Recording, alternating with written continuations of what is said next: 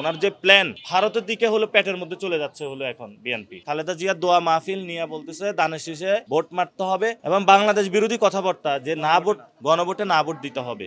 BNP সবাই showdown দিচ্ছে, তাদের কোনো কথা নাই, কারণ নির্বাচন কমিশন এটা বিএনপি কমিশন হয়ে গিয়েছে। তো ওনাকে বিক্রি করে আজকে না ভোটের ক্যাম্পেইন চালানো হচ্ছে। এটা আসনি সংকেত বাংলাদেশের জন্য। আমরা এখনো মনে করছি না, কারণ নির্বাচন কমিশন এটা বিএনপি কমিশন হয়ে গিয়েছে। বিএনপি সবাই শোডাউন দিচ্ছে, তাদের কোনো কথা নাই। এবং তারেক রহমান তো পুরো বাংলাদেশ সফর করে বেড়াচ্ছেন এবং আমরা খালেদা জিয়ার প্রতি শ্রদ্ধা রয়েছে ম্যাডাম জিয়া, ওইটা ব্যবহার করে আবার অনেকে দোয়া মাহফিলের আন্ডারে নির্বাচনী কাজকর্ম টিকিট ধরায় দিচ্ছেন। ডাকছেন যে খালেদা জিয়ার দোয়া মাহফিল নিয়ে বলতেছে দানের শীষে ভোট মারতে হবে এবং বাংলাদেশ বিরোধী কথাবার্তা যে না ভোট গণভোটে না ভোট দিতে হবে। অথচ বেগম খালেদা জিয়া, আমি নিজেও পার্সোনালি ওনার সাথে দেখা করেছি, উনি একজন দেশপ্রেমিক, সাচ্চা দেশপ্রেমিক। উনি বেঁচে থাকলে উনি হা ভোটের পক্ষে থাকতেন। তো ওনাকে বিক্রি করে আজকে না ভোটের ক্যাম্পেইন চালানো হচ্ছে।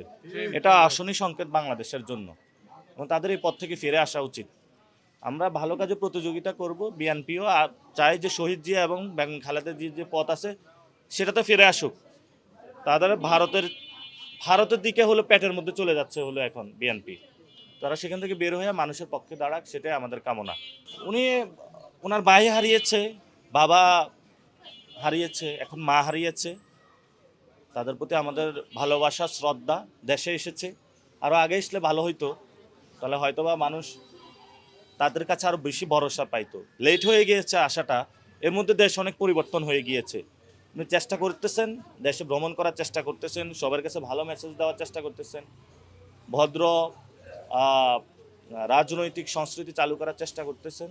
আমরা সাধুবাদ জানাই, আমরা সবাইকে সাধুবাদ জানাই।